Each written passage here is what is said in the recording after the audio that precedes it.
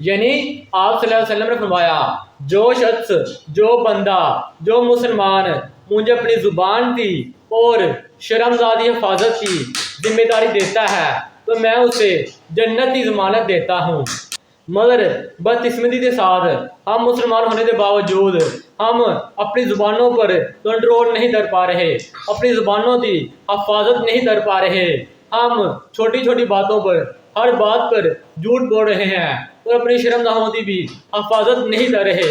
ہم بے حیائی کی طرف جا رہے ہیں، ہمارا معاشرہ برائی کی طرف جا رہا ہے، اور جھوٹ بولتے ہوئے ہم ایک بار بھی یہ نہیں سوچتے کہ جھوٹ بولنا آپ صلی اللہ علیہ وسلم نے منع فرمایا ہے اور جھوٹے پر اللہ تعالیٰ کی لعنت ہے۔ اس کے باوجود ہم جھوٹ بولی جا رہے ہیں۔ معذرت کے ساتھ ہم مسلمان تو ہیں مگر